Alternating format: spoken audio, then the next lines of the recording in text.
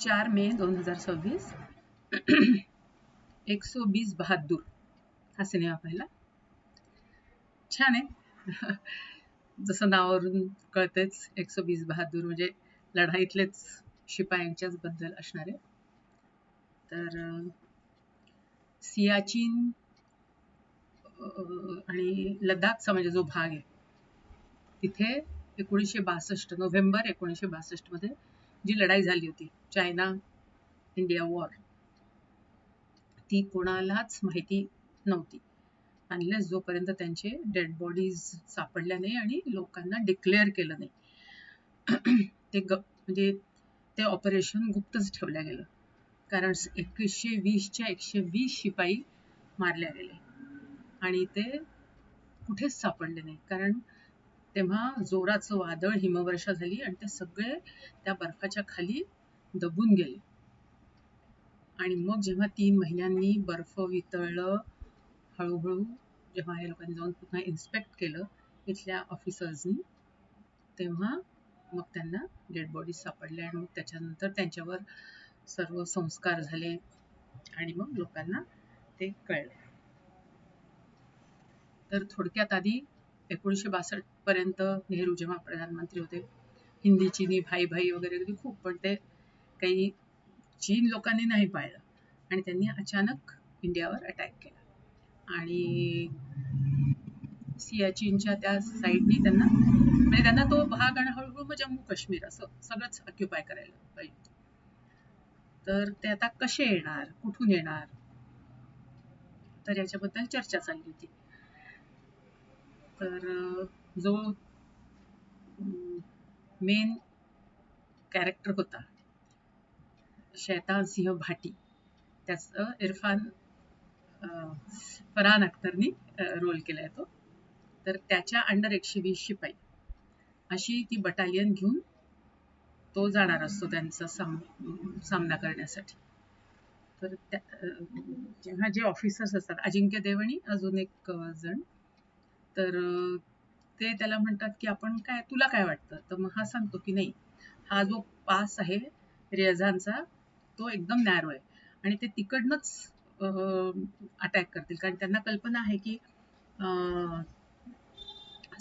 इंडियाचं सैन्य त्या दुसरीकडे असेल, त्याच्यामुळे त्यांना असं वाटेल की इथे कोणीच नाहीये, तर ते इकडनंच याच खिंडीतनं या पासमधून हळूहळू शिरकाव करतील, पण मग आम्ही तिथे असू त्यांना तोंड द्यायला.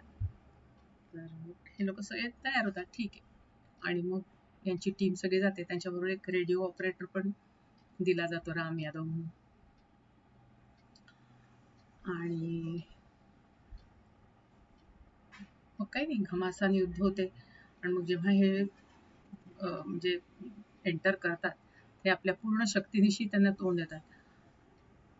मग इकडनं जेव्हा ते रेडिओवर विचारतात किती आहे, तर ती त्यांची 3000 सैन्याची तुकडी असते. तर ते लोक म्हणतात इतक्या कमी वेळात तर आम्ही तुम्हाला मदतीसाठी कुमक पाठवू नाही शकत आणि पोचणार पण नाही. तर तो म्हणतो ठीक आहे, आम्हीच लढा देऊ, आणि शेवटपर्यंत ते लढा देतात, पण एक एक करून शेवटी म्हणजे जी वेळ ते मरतात. मग हा रेडिओ ऑपरेटरला एक पत्र आणि घड्याळ देऊन पळायला सांगतो, तू इथून पळत जा परत, निदान कोणीतरी सांगायला तर असलं पाहिजे.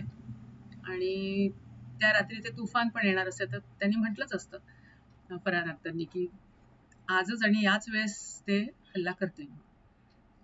पण मग जेव्हा जरी सगळे लोक मारल्या गेले असतात, तरी जी नंतर मग कुमुक येते चीनची, तर तिथला तो ऑफिसर म्हणतो की आपले 1000 सैनिकांना या 120 लोकांनी मारले, तर अजून किती पुढे लपलेले असतील किंवा असतील आपल्याला कल्पना नाहीये. त्याच्यामुळे अशा मौसममध्ये आणि अशा ठिकाणी पुढे जाणं योग्य नाही, आपण इथूनच परतू.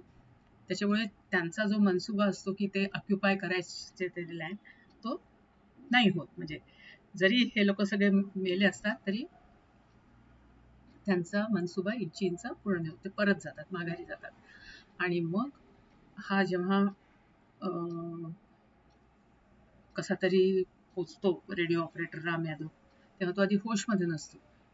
मग जेव्हा तो मग येतो, मग त्याचं सगळं ते बयान रेकॉर्ड करतात की कसं कसं त्यांनी युद्ध केलं, कसं सगळेजण बोल्डली सामोरे गेले आणि शेवटपर्यंत कसा लढा दिला आणि कसं मग त्याला परत पाठवलं.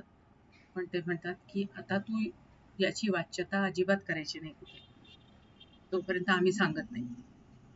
मग तो त्यांना ते पत्र आणि घड्याळ हँडओव्हर करतो. आणि मग जेव्हा बर्फ वितळतं तेव्हा मग ते सगळ्यांच्या बॉडी रिकवर करून त्यांच्या त्यांच्या लोकांना कळवतात आणि सगळ्यांचं शाही इतमामात म्हणजे त्यांना मानवंदना दिली जाते. तर असा तो 1962च्या इंडिया चायना वॉरचा युद्धाचा सिनेमा, की ज्याच्यामध्ये 120 बहादूर जवानांनी एवढ्या मोठ्या सैन्याला तोंड दिलं. छान.